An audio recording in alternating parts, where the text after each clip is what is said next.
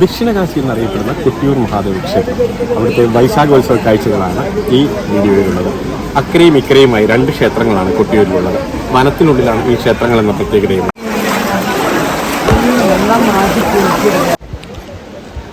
ആചാരാനുഷ്ഠാനങ്ങളിൽ ഇതര ക്ഷേത്രങ്ങളിൽ നിന്ന് ഏറെ വേറിട്ട് നിൽക്കുന്നതാണ് കൊട്ടിയൂർ ക്ഷേത്രം. ഒരു ദേശത്തെ മുഴുവൻ ജനവിഭാഗങ്ങളെയും പങ്കാളികളാക്കി ഉത്സവാനുഷ്ഠാനങ്ങൾ നടത്തുന്ന ഇടമെന്ന് ഒറ്റവാക്കിൽ വിശേഷിപ്പിക്കുമ്പോഴും അതിൽ മാത്രം ഒതുങ്ങുന്നതല്ല കൊട്ടിയൂരിന്റെ മഹത്വം. പ്രകൃതിയോട് ഇണങ്ങിച്ചേർന്ന ഇടം. അക്കരയും ഇക്കരയുമായി 2 ക്ഷേത്രങ്ങൾ. അക്കരെ കൊട്ടിയൂർ ക്ഷേത്രത്തിലെ ശിവലിംഗം സ്വയംഭൂ ആണെന്ന് വിശ്വസിക്കപ്പെടുന്നു. പാൽ, നെയ്, ഇളനീർ എന്നിവ കൊണ്ടുള്ള അഭിഷേകമാണ് പ്രധാനം.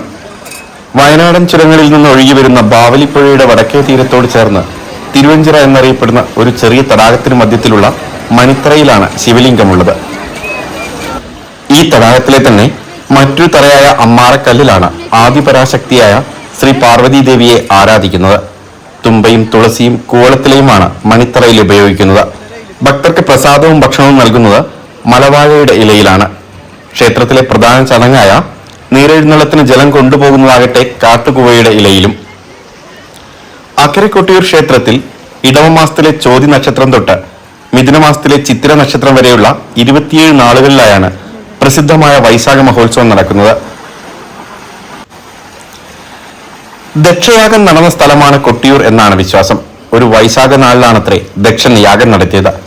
പിതാവ് നടത്തുന്ന യാഗത്തിൽ തന്നെയും പ്രിയതമനായ മഹാശിവനെയും അവഹേളിച്ചതിൽ ദുഃഖിതയായ സതീദേവി യാഗാഗ്നിയിൽ ചാടി ജീവനൊടുക്കി. കോപാകുലനായ മഹാദേവൻ ജടപറിച്ച് നിലത്തടിച്ച് വീരഭദ്രനെ സൃഷ്ടിച്ചു. വീരഭദ്രൻ യാഗശാലയിൽ ചെന്ന് ദക്ഷ പ്രജാപതിയുടെ തലയറുത്തു.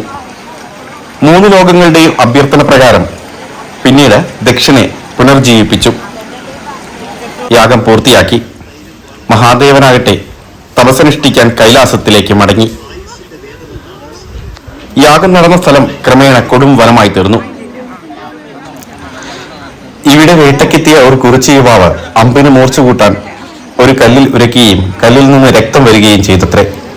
ഭഗവാന്റെ സാന്നിധ്യം അറിഞ്ഞ് സ്ഥലത്തെത്തിയ പടിഞ്ഞീറ്റ നമ്പൂതിരി കൂവലയിലയിൽ കലശമാടി. ക്ഷേത്രത്തിലെ ഇന്നത്തെ പൂജാവിധികളുടെ ചിട്ടവട്ടങ്ങൾ ഉണ്ടാക്കിയത് ആദിശങ്കരനാണെന്നും പറയപ്പെടുന്നു. ദക്ഷയാഗ കഥയാണ് കൊട്ടിയൂരിന്റെ ഉൽപ്പത്തിയായി അറിയപ്പെടുന്നത്. പതിപത്നി ബന്ധത്തിന്റെ തീവ്രതയും ആഴവും ബോധ്യപ്പെടുത്തുന്നതാണ് കൊട്ടിയൂരിന്റെ ഐതിഹ്യം. ദക്ഷന്റെ കണ്ടമറത്ത് വീരഭദ്രൻ വലിച്ചെറിഞ്ഞെന്ന് കരുതുന്ന ഉടവാളിന് ഇന്നും കൊട്ടിയൂർ ഉത്സവത്തിൽ പ്രാധാന്യമുണ്ട്. ഉത്സവ സമയത്ത് മുതിരേരി വാളായി വയനാട്ടിൽ നിന്ന് എഴുന്നള്ളിച്ചു കൊണ്ടുവരുന്നത് ഈ വാളാണത്രേ. ആർക്കും പ്രവേശനമില്ലാത്ത ആയില്യാർക്കാവും കൊട്ടിയൂരിലുണ്ട്. പാർവതീദേവിയെ അനുഗമിച്ചെത്തിയ ഭൂതഗണങ്ങൾ വിശ്രമിച്ച ഇടമാണിതെന്നാണ് ഐതിഹ്യം. കൊട്ടിയൂരുമായി ബന്ധപ്പെട്ട് മറ്റൊരു കൗതുക കാഴ്ചയാണ് ഓടപ്പൂ. ബൃഹമഹർഷിയുടെ താടിയാണിതെന്നും ദക്ഷന്റെ താടിയാണെന്നും വിശ്വസിക്കപ്പെടുന്നു. എന്താ ഇതിന്റെ ഐതിഹ്യം? ഇതിന്റെ ഐതിഹ്യം എന്ന് പറഞ്ഞിട്ടുണ്ടെങ്കിൽ ദക്ഷന്റെ താടിയായിട്ടാണ്. ദക്ഷന്റെ താടിയായിട്ടാണ് ഇതിനെ. അതായത് ശിവൻ പാർവതിദേവിയുടെ അച്ഛനാണ് ദക്ഷൻ. ആ ദക്ഷൻ പാർവതിദേവിനെ ക്ഷണിക്കപ്പെട്ടില്ല ഈ യാഗത്തിന്. ക്ഷണിക്കപ്പെടാതായപ്പം പാർവതിദേവിനെ എല്ലാവരെയും ക്ഷണിക്കപ്പെട്ടവരുടെ മുന്നിൽ അച്ഛൻ ക്ഷണിക്കാതെ വന്നു. പാർവതിദേവി വന്നതിന് ശേഷം അച്ഛൻ അവമാനിച്ച് ഇറക്കി വിട്ടു. ആ ഇറക്കി വിട്ടതിന് പേരിൽ ശിവൻ അറിഞ്ഞു കഴിഞ്ഞപ്പം ശിവൻ പ്രവേശന ശിവൻ വന്നു കഴിഞ്ഞപ്പം ശിവൻ ദക്ഷന്റെ താടിക്ക് പിടിച്ച് വലിച്ച് എറിഞ്ഞു കളഞ്ഞാണ് ഈ ഓടപ്പൂവായി കണക്കാക്കി ഇവിടെ വരുന്ന ഭക്തജനങ്ങൾക്ക് കൊടുക്കുന്നത്. എങ്ങനെ ഇത് ഉണ്ടാക്കുന്നത്? നമ്മൾ ഇത് ഓടമുണ്ട്. ഓടാന്ന് പറഞ്ഞാൽ ഒരു ഓണതിൻ്റെ വേറൊരു സാധനം. അതുകൊണ്ട് അത് ഇടിച്ച് വെള്ളത്തിലിട്ട് ഈ മുള്ളു പോലത്തെ ഒരു ഇതുണ്ട്, അത് വെച്ച് ചീവി എടുത്തിട്ടാണ് ഇത്.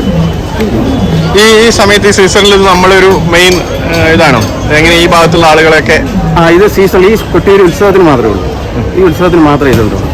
അല്ലാത്ത ഒരു സ്ഥലത്ത് ഒരു ക്ഷേത്രങ്ങളിലും എവിടെ പോയാലും ഇത് കിട്ടില്ല. ഈ സീസണിൽ മാത്രം. ഈ ഉത്സവം തീരുന്നതോടുകൂടി ഈ ഓടപ്പൂവിൻ്റെ പരിപാടി സീസണിൽ മാത്രം, ഈ ഉത്സവത്തിന് മാത്രം, കൊട്ടിയൂർ ഉത്സവത്തിന് ഈ പൂവ്. ഇത് ഇവിടുത്തെ ഒരു പ്രസാദമാണ്, ഓടപ്പൂ പ്രസാദം. ഓട വെട്ടി വെള്ളത്തിലിട്ട് ചീർപ്പിച്ച് ചീകിയെടുത്തുണ്ടാക്കുന്ന ഈ മനോഹരമായ പൂക്കൾ വീടുകളിലും വാഹനങ്ങളിലും തൂക്കുന്നു. 60 രൂപ മുതലാണ് ഇതിന് വില. ഉത്സവകാലത്ത് ഒരുപാട് പേരുടെ ഉപജീവന മാർഗം കൂടിയാണ് ഓടപ്പൂ നിർമ്മാണം. എത്ര രൂപ വരും ഇവര്?